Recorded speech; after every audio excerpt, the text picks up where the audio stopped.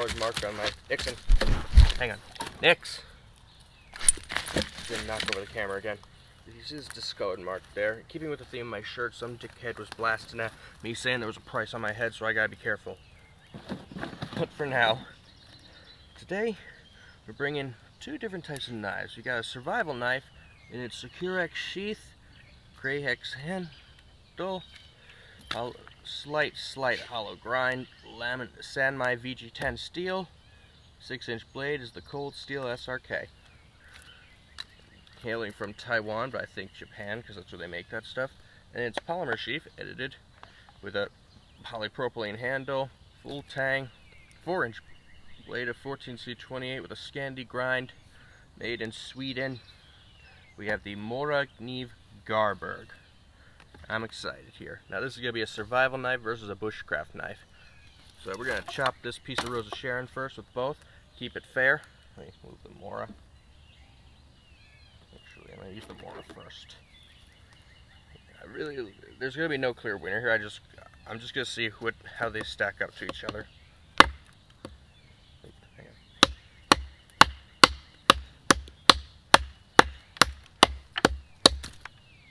Not bad at all, especially with the lanyard. It's got a decent amount of heft to it for that. Next up is the SRK, and I have no doubt in my mind that this is going to be... Wow. That was awesome. That was awesome. Just move that box out of the way. Alright, next up we're going to baton. I'm going to baton a bigger piece with the SRK. Keep it just because that makes sense. Actually, I should take it off the lanyard while I do this so I can actually swing with my right hand.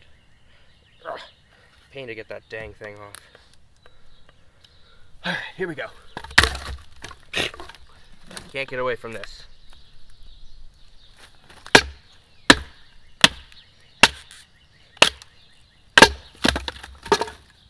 Nice. That was really easy. Ow. Almost got a splinter. Next up, the Garberg. It's a flatter piece because it's just a shorter, thinner knife.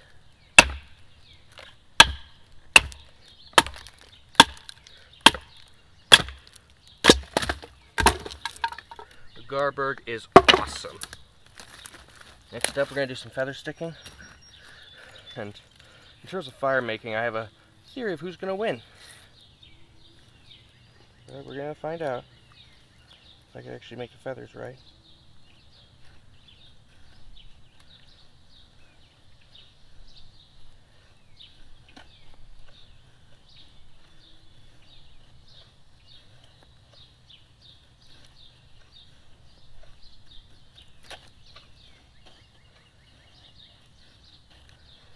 Try to keep them in one area.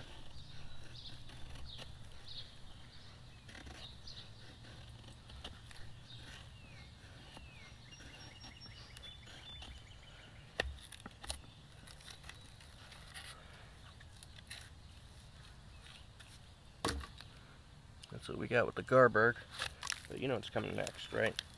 I need to grab something off the Garberg sheet. This is a little modification I did. This is a piece of a paper plate wrapped around and taped on so I can hold a ferro rod.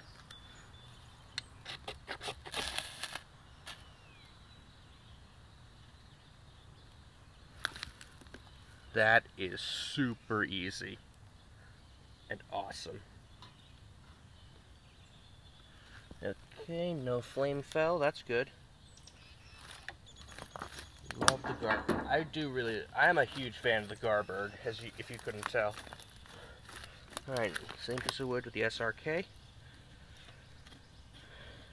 I think Scandis and hollow grinds actually do perform pretty similarly. In terms of wood carving, that is. I usually have better luck with that hollow grind though, as you can see.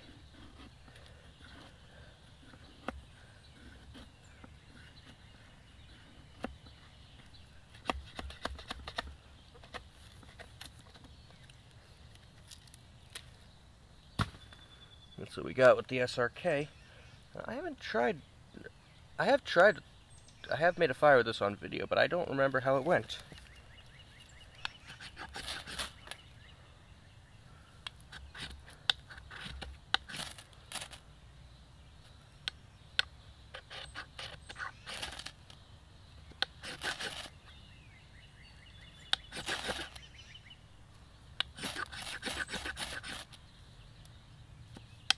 Oh,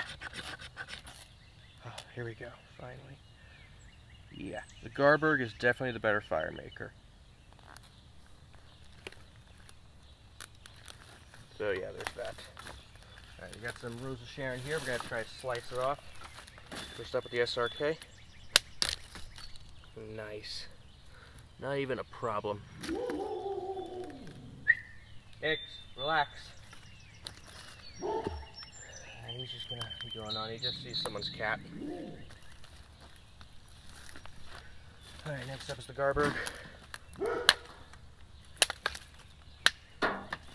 Not even an issue. Price point. If you get the stainless Garberg with just the polymer sheath, hang on. Just the polymer sheath, it's going to be about 70 bucks. The SRK in San Mai is about 100 bucks. So the Garberg is the better for price, but right, next up we're going to do some, we're going to try to make a point on a stick. I'm going to get these points off. I really don't like cross batoning, to be honest. I almost always hit my knuckles on the piece of wood.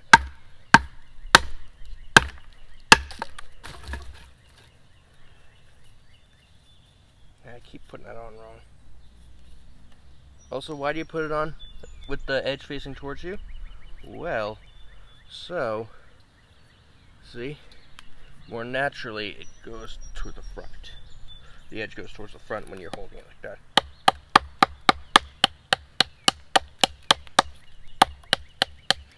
Alright, and once again, making spikes. Gonna be making most likely you're gonna make it a spear because you want to look cool when you're hiking, or for security's sake, or a tent peg, most likely. There's a bug on my head, sorry.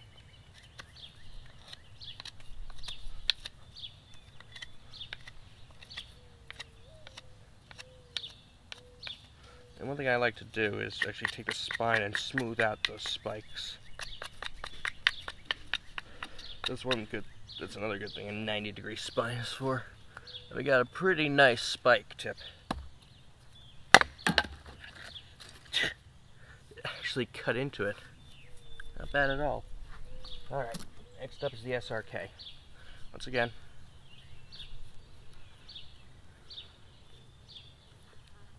Because I didn't think I showed it very well. Whoa. The weight definitely helps.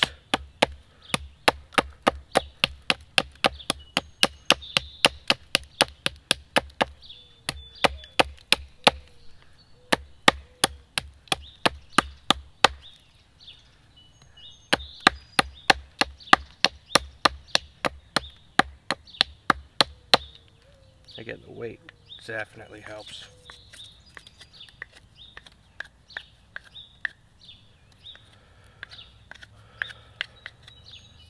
And there's the tip we got.